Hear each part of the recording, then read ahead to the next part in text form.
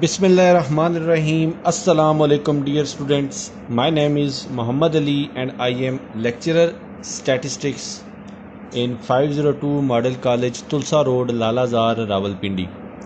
Dear students, इस lecture से पहले हमने सिंपल प्राइस इंडेक्स नंबर के बारे में डिस्कस किया था. उसके जो दो मेथड्स थे उनसे रिलेटेड न्यूमेरिकल क्वेश्चंस भी सॉल्व किए थे और वेटेड प्राइस इंडेक्स नंबर को प्रॉपरली डिफ़ाइन भी किया था. तो आज इस लेक्चर में हम वेटेड प्राइस इंडेक्स नंबर की जो टाइप्स हैं उनको डिस्कस करेंगे. तो जो सबसे पहली इसकी टाइप है उसको कहते हैं Laspeyres index number.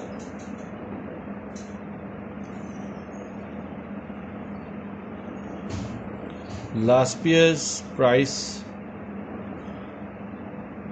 Index number, इसका जो फार्मूला होता है वो होता है summation P N Q not is divided by summation P not Q not is multiplied by 100. और इसका जो दूसरा नाम है उसका दूसरा नाम है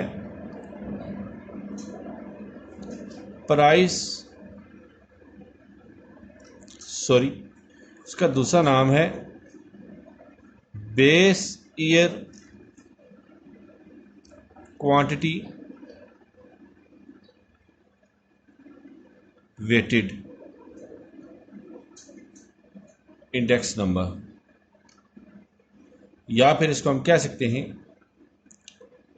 index number by using base year quantity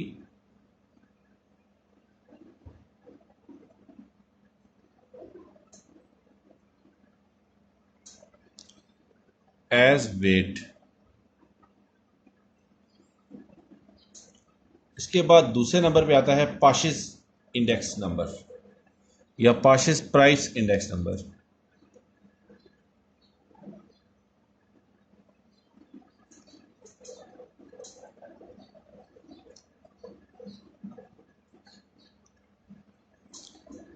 पाशिस price index number का फार्मूला है summation P N Q N is divided by summation P not Q N is multiplied by 100. और इसका दूसरा नाम है बेस करंट ईयर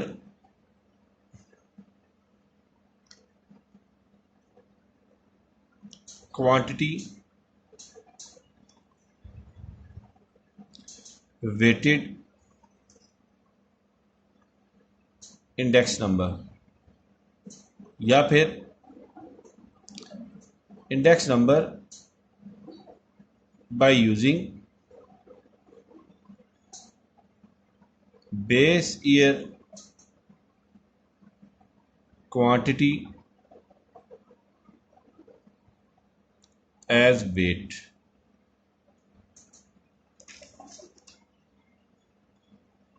उसके बाद इसकी थर्ड टाइप है Fisher's index number.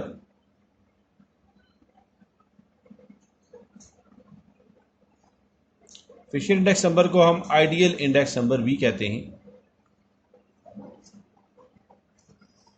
Basically Fisher index number का फार्मूला होगा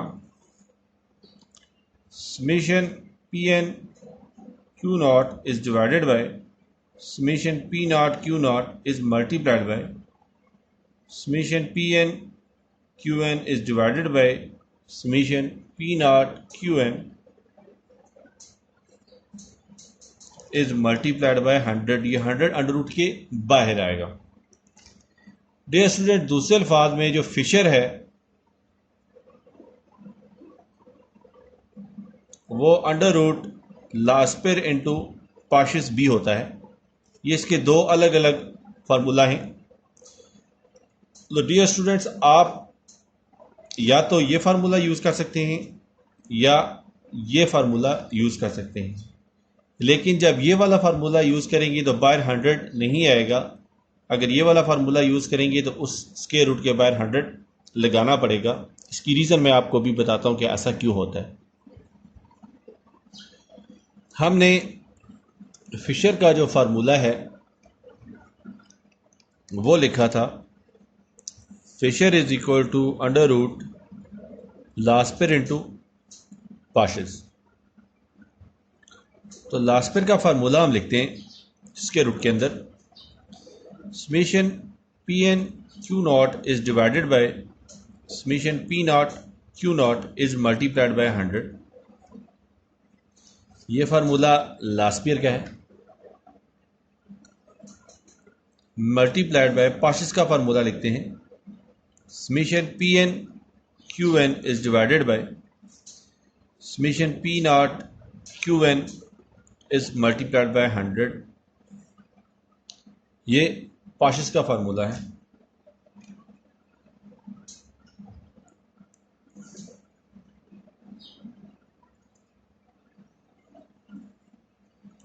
summation P N Q not is divided by summation P not Q not is multiplied by summation P N Q N is divided by summation P not Q N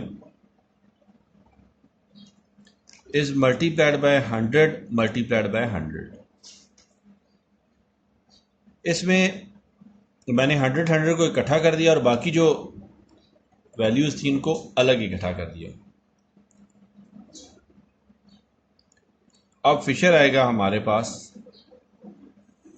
under root summation P N Q not is divided by summation P not Q not is multiplied by summation P N Q N is divided by summation P not Q N is multiplied by 100 square. तो हम इसको लिख सकते हैं Fisher is equal to summation P N Q not is divided by summation P not Q not is multiplied by summation P N Q N is divided by summation P not Q N is multiplied by under root 100 square. अब यहां पे ये square under root से cut जाएगा तो हमारे पास बचेगा Fisher is equal to under root summation P not Q not is divided by summation P N Q not is divided by summation P not Q not is multiplied by summation P N Q N is divided by summation P not Q n multiplied by 100। और इसका दूसरा formula मैं पहले ही शुरू में ही कर दिया था मैंने एल क्रॉस पी। तो इस फार्मूले से ये फार्मूला डिराइव हुआ है। इसीलिए अगर आप ये 100 इसके बाहर लगाओगे तो आपका सारा सवाल गलत हो जाएगा। तो इसके अलावा मार्शल एडवर्ड का भी एक प्राइस इंडेक्स नंबर है। Marshall Edwards price index number, इसका फार्मूला होगा, हम लास्पेर और पाशेस को एक साथ लिखते हैं summation P N Q not is divided by summation P not Q not और summation P N Q N is divided by summation P not Q N. और अब हम इन दोनों को मिला के ऊपर भी प्लस और नीचे भी प्लस लिख देंगे और मल्टीप्लाइड बाय 100 कर देंगे। तो ये जो वैल्यू हमारे पास आई है, ये फार्मूला है, ये फार्मूला मार्शल एडवर्ड का है। इस फार्मूले से रिलेटेड कभी न्यूमेरिकल पेपर में आता है, कभी न्यूमेरिकल पेपर में नहीं आता, लेकिन आपको इस फार्मूले की इम्प्लीमेंटेशन ज़रूर आनी चाहिए। अब हम न्यूमेरिकल प्रॉब्लम की जानिब मूव करते हैं। सबसे पहले मैं इस क्वेश्चन की स्टेटमेंट को डिस्कस करूंगा कि क्वेश्चन की स्टेटमेंट कुछ इस तरह से आएगी कि by using following data calculate number A Laspeyres price index number by taking 1960 as base. या क्वेश्चन में इस तरह की स्टेटमेंट आएगी और या आएगा price index number by taking 1960 as base when quantity in base year is taken as weight. Part A में और से ऊपर वाली स्टेटमेंट या और से नीचे वाली स्टेटमेंट पेपर में आएगी। अब पार्ट बी देखते हैं।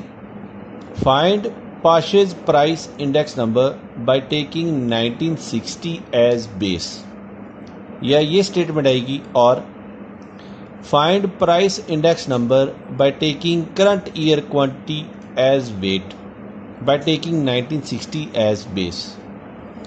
अब पार्ट बी में देखिए, या और से ऊपर वाली स्टेटमेंट आएगी या और से नीचे वाली स्टेटमेंट आएगी। अब पार्ट सी देखें। Find Fisher price index number by taking 1960 as base और calculate ideal price index number by taking 1960 as base. Dear students, question की स्टेटमेंट में या तो और से ऊपर वाली स्टेटमेंट जो मैंने लिखी है वो आएगी या नीचे वाली जो स्टेटमेंट लिखी है वो आएगी। पार्ट ए बी सी अलग 3 क्वेश्चंस हैं पेपर में। या तो पार्ट ए आएगा, इसमें और की जो स्टेटमेंट है इन दोनों में से कोई एक, या पार्ट बी आएगा और की स्टेटमेंट के साथ दोनों में से कोई एक, या पार्ट सी आएगा और की स्टेटमेंट के साथ दोनों में से कोई एक, या क्वेश्चन की स्टेटमेंट में तीनों के बारे में पूछ सकता है। लास्ट ईयर में अगर आप देखें तो यहां पे लिखा हुआ है quantity in base year is taken as weight. अब लास्ट ईयर का जो फार्मूला है वो फार्मूला होता है summation p N Q not is divided by summation p not Q not is multiplied by 100। अब यहां पे आप देखें क्यू नॉट जो है इसको ज़्यादा इंपॉर्टेंस दी गई है। वेट का मतलब होता है इंपॉर्टेंस देना। अब यहां पे अगर आप देखें तो क्यू नॉट को ज़्यादा इंपॉर्टेंस दी गई है, दैट्स वाई इसका नाम है quantity in base year is taken as weight. Q naught जो है वो बेस ईयर क्वांटिटी है। क्यू नॉट जो है वो बेस ईयर क्वांटिटी है।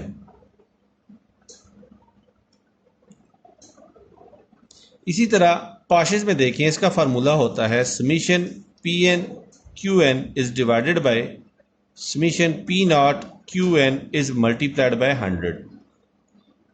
अब यहां पे आप देखें तो ऊपर भी क्यू एन है, नीचे भी क्यू एन है। इसका मतलब है क्यू एन को ज़्यादा इंपॉर्टेंस दी गई है। और इसका जो दूसरा नाम है वो भी है quantity current year quantity as weight. Weight का यहां पे मतलब है इंपॉर्टेंस देना। और क्यू एन जो है वो होती है current year quantity.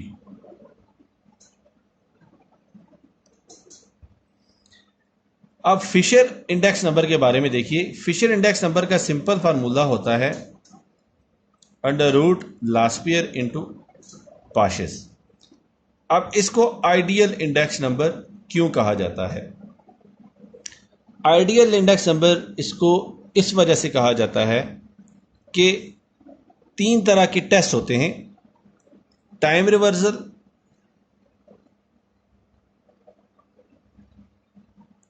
Factor reversal और सर्कुलर टेस्ट।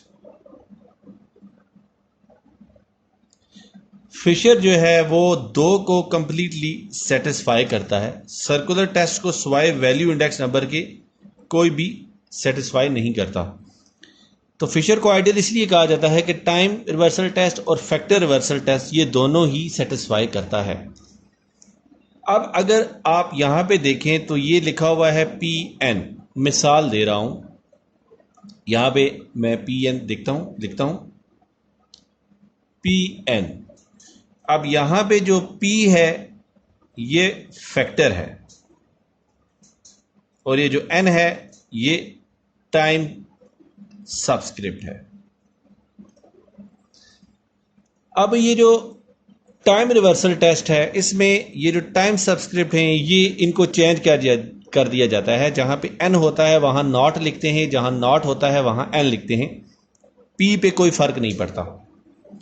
इसी तरह जो फैक्टर रिवर्सल टेस्ट है उसमें जहाँ पे P लिखा होगा वहाँ पे हम Q लिख देंगे, जहाँ Q लिखा होगा वहाँ पे हम P लिख देंगे, N पे कोई फ़र्क नहीं पड़ेगा। अगर टाइम रिवर्सल की बात करें तो ये जो Pn है ये P नॉट हो जाएगा टाइम रिवर्सल में। अगर फैक्टर रिवर्सल की देखें तो ये जो Pn है ये Qn हो जाएगा फैक्टर रिवर्सल में। अब जो सर्कुलर टेस्ट है इसको वैल्यू इंडेक्स नंबर ही हाली सेटिस्फाई करता है, जो आपके कोर्स में नहीं है, लेकिन इसका फार्मूला मैं लिख देता हूँ। Summation Pn Qn is divided by summation P not Q not is multiplied by 100। इसको कहते हैं वैल्यू इंडेक्स नंबर। अब आते हैं क्वेश्चन के मेन स्ट्रक्चर की जानिब। अब यहाँ पे उन्होंने हमें 1960 को बेस बनाने का कहा था। अगर वो बिलफर्ज हमें 1960 को बेस बनाने का ना भी कहते तो तब भी हमने 1960 को ही बेस बनाना था। इसकी वजह यह है कि 1960 जो है वो 1961 से छोटा है और बेस हमेशा वो ईयर बनता है जो छोटा ईयर होता है। मिसाल के तौर पर अभी 2020 जा रहा है तो 2020 का जो हम बेस बनाएंगे वो बेस अब 2020 खुद नहीं बनेगा बल्कि 2019 बनाना पड़ेगा हमें। इसीलिए यहाँ पे हम 1960 को ही बेस बनाएंगे। क्वेश्चन का जो स्ट्रक्चर है, जो स्टेटमेंट है, वो स्टेटमेंट मैं डिस्कस करता हूँ।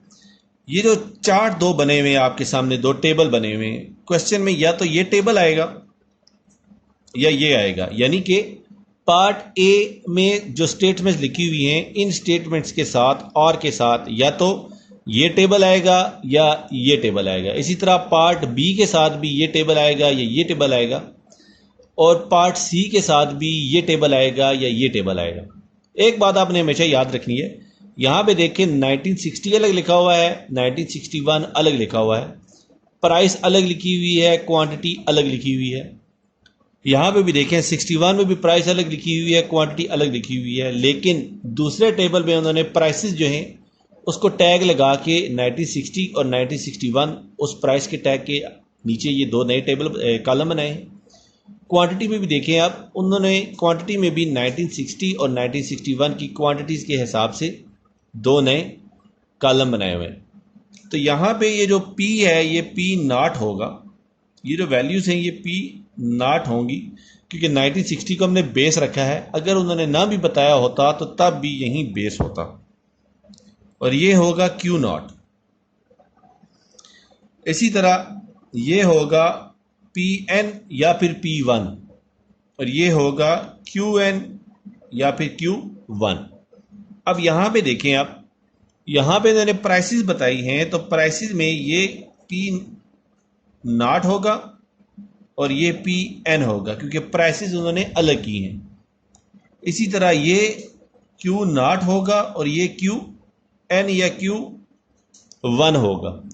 अब हमारे पास जैसा कि लास्पेयर का जो फार्मूला है, लास्पेयर इंडेक्स नंबर का जो फार्मूला है वो फार्मूला है summation Pn Q not is divided by summation P not Q not is multiplied by 100। तो यहाँ पे जो Pn और Q नॉट लिखा हुआ है उसका मतलब ये है कि यहाँ पे हमने Pn और Q नॉट, ये जो दो कॉलम्स हैं, यहाँ पे जो वैल्यूज़ हैं, यहाँ पे 15 था, यहाँ पे 25 था, तो हम नया कॉलम बनाएंगे Pn Q नॉट के नाम का, और उसमें 20 को 15 से मल्टीप्लाई करेंगे, जो वैल्यू आएगी लिखेंगे। 35 को 30 से मल्टीप्लाई करेंगे, जो वैल्यू आएगी लिखेंगे। 15 को 30 से मल्टीप्लाई करेंगे, जो वैल्यू आएगी वो लिखेंगे। इसी तरह जब सारी वैल्यूज़ हमें तीन वैल्यूज़ मिल जाएंगी, यहाँ पे तीन वैल्यूज़ हैं, तो वो तीन वैल्यू हमें मल्टीप्लाई होने के बाद मिलेंगी, तो उनका हम सम लेंगे। वो सम लेके यहाँ ऊपर पुट करेंगे। उसके बाद देखें यहाँ नीचे लिखा हुआ है P नॉट Q नॉट। इसका मतलब ये है कि P नॉट और Q नॉट को आपस में मल्टीप्लाई करेंगे। यहाँ पे देखें P नॉट और Q नॉट, इन दोनों को मल्टीप्लाई करेंगे, यानी कि 10 को 15 के साथ, 15 को 30 के साथ, और ये 15 को फिर अगेन 30 के साथ। तो उसके बाद हम इन वैल्यूज़ में पुट करेंगे। लेकिन अगर ये चीज़ यहाँ पे होती तो लास्पेयर में Pn Q नॉट है, तो यहाँ पे हम Pn और Q नॉट यहाँ पे 15 से मल्टीप्लाई होता, 35 30 से होता और 15 30 से होता। इस तरह हम बाकी वैल्यूज़ भी कैलकुलेट करेंगे। डियर स्टूडेंट्स, अभी तो ये क्वेश्चन करना मुश्किल है क्योंकि इस क्वेश्चन को सॉल्व करने के लिए पूरा 1 घंटा चाहिए। इंशाल्लाह ताला नेक्स्ट लेक्चर में हम ये पूरा क्वेश्चन और तीनों के तीनों इसके पार्ट्स सॉल्व करेंगे ताकि हमें फुली ग्रास्प हो। अगर ये आप एक क्वेश्चन कर लो तो आप फाइनल पेपर का जो लॉन्ग क्वेश्चन आता है 8 नंबर का, वो क्वेश्चन आप इजीली सॉल्व कर लोगे क्योंकि इससे हट के बहुत कम क्वेश्चन, इस स्टेटमेंट से हट के, इनफैक्ट इस स्टेटमेंट से हट के कोई क्वेश्चन आता ही नहीं। यही स्टेटमेंट क्वेश्चन में हमेशा से आती है।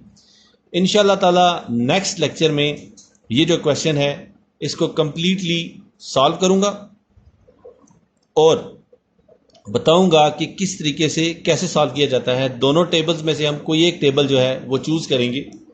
हम ये टेबल चूज़ करेंगे और आपकी असाइनमेंट में ये टेबल शामिल होगा। इस टेबल की मदद से आप खुद इस क्वेश्चन को सॉल्व करोगे और बताओगे कि इसका आंसर क्या आया है। डियर स्टूडेंट्स, दुआओं में याद रखिएगा। अल्लाह हाफिज़। अस्सलाम वालेकुम।